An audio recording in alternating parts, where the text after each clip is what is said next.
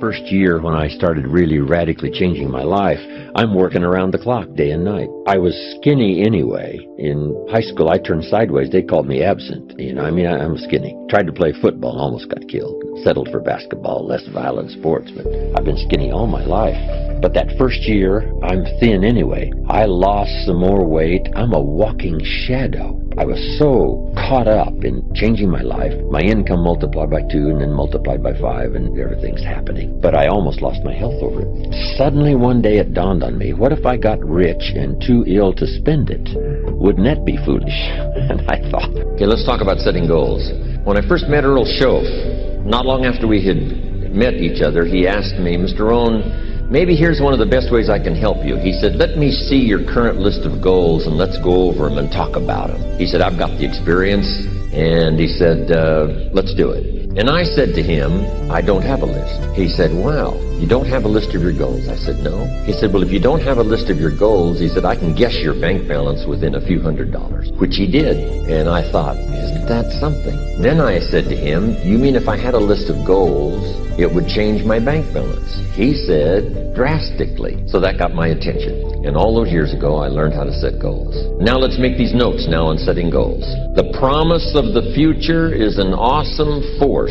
We look back for experience, but we have to look forward now for inspiration. And what gives us inspiration to get up in the morning and do our job, learn skills, develop all that we can possibly be, is the promise of the future. And it can be so powerful that it can overwhelm any adversary you might have, any difficulties you might have. Here's a key phrase. Reasons make the difference in how your life works out. Reasons make the difference in your appetite and zest for taking on the challenge, doing the job, becoming successful. Mr. Schoaf said, if you have enough reasons, you can do the most incredible things.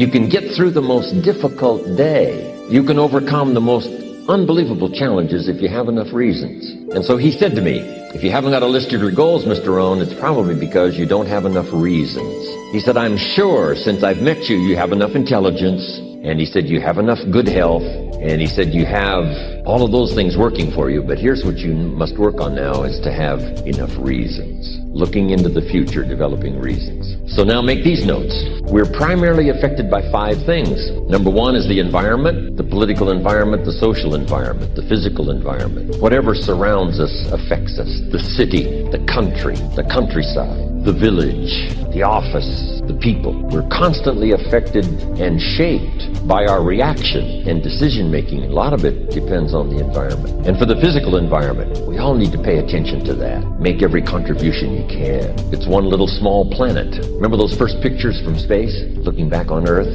It looked so fragile. It looked so small. We thought, wow, so many people live there. How can that be? We must take care of it. Right now it's the only planet we got. Do everything we can. First, we're affected by the environment. Next, we're affected by events.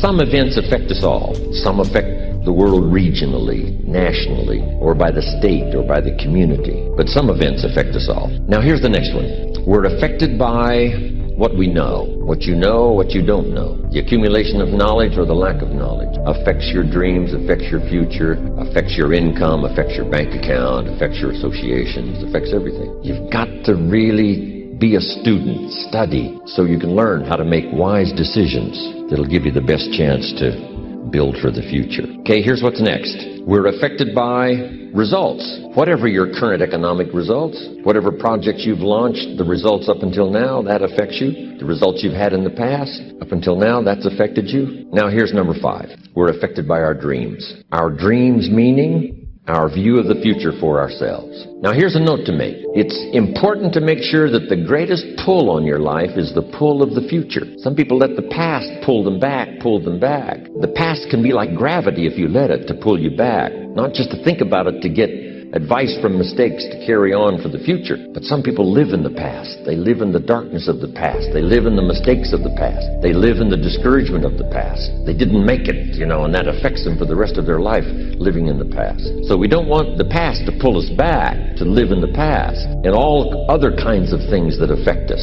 It's going to affect us to some extent, but not to the extent that we should be affected by the future. So make this note. Dreams and goals can become magnets. Dreams and goals can become magnets. And the stronger the goal, the higher the purpose, the more powerful the objective, the stronger this magnet is that pulls you that direction. Somebody said, man, you're 59 years old. They said, you're 59 years old. How you gonna do your radio show and ride this bike and treadmill for 4 hours? I don't know. I do not know. They said, man, that's impossible. Have you ever done that for 4 hours in a row? I said, no. They said, well, how you gonna do it? I said, I'm gonna use some faith. They said, what you mean, man? That's hard. I got it's hard. But faith don't make it easy. Faith make it possible. You know what I did? I tried to raise $1 million for my mentoring camp. I got on that bike, that treadmill, elliptical for 4 hours every day for a whole month. Didn't miss a day. Only got off a bathroom break. All I wanted was $1 million, but here come God with his grace again. He be killing me with his grace. I tried to raise $1 million. You know how much we raised? $1.8 million. Listen to this. Your greatness is in your imagination. Don't get this degree and forget about your imagination. I'm going to teach you something now. It's about faith. The scripture said faith is the substance of things hoped for and the evidence of things not seen. Okay, you've all heard it. I heard it around the room. Faith is substance things hoped for and the evidence of things not seen. Boy, when they said that at my mama's church, everybody in the building stood up and started clapping. I did too. But can I be real? I didn't even know what that meant. I got to get that Bible with about the 4 different translations in it, because the King James, thither thou, henceforth, furthermore, I'm out. Man, my reading comprehension ain't ever been good. I went to high school, and I hit 695 in my graduating class. I graduated 690. I gave them 5 people hell every time I saw them, too. I didn't get that Bible verse until one day I was reading a book. And in this book, there was a quote by Albert Einstein. And he paraphrased that scripture. You know what I'm saying? He took it and put it in regular English where a dude like me could get it. He said, imagination is everything. It's the preview to life's coming attraction. You gotta get this now. Imagination is everything. It's the preview to life's coming attraction. Man, do you know what that means? This was good news for me. I needed to hear this, because you know what that meant? That meant everything you ever imagined is real.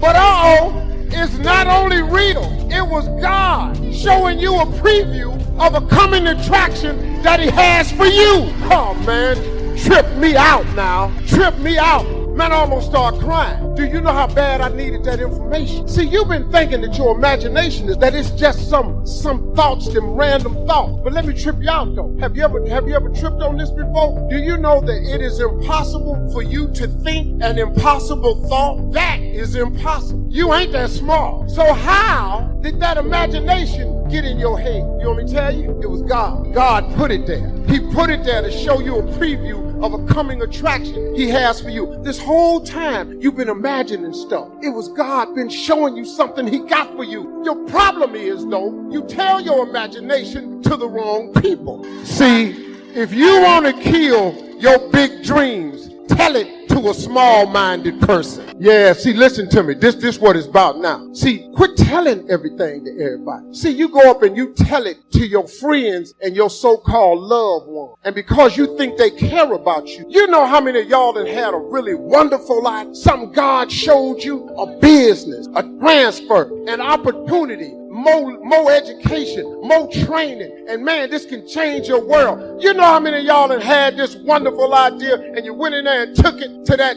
so-called friend and loved one and they shot it down, and because you thought they loved you, you thought they had your best interests at heart, so you believed them. Man, they was wrong. They was wrong. If God had wanted it in their head, he'd have put it in their head. He put your imagination in your head. Don't let this degree mess up your imagination. Your greatness is in your imagination. Now let me tell you how this works. Everything you have in here today, everything you are, is simply because you imagined it and you believed. You said you got a college degree. You're getting a degree today because you imagined it. But guess what? You believed it. Guess what? You're getting a degree today. You see how this works? Let's make it real simple. How about that hairstyle on your head? How you think it got up there? See, everybody's hairstyle in here different. It's the one you imagine would look good on your head. You believed it, that's the one you got. That car you drive, anybody make you buy that car? There was a whole lot of cars on that lot. You went in there, you imagined yourself driving off the lot in that car. If you'd imagined the Rolls Royce, he'd have probably gave you that one. But no, you wanted the Prius. So now you're driving off the lot in the Prius.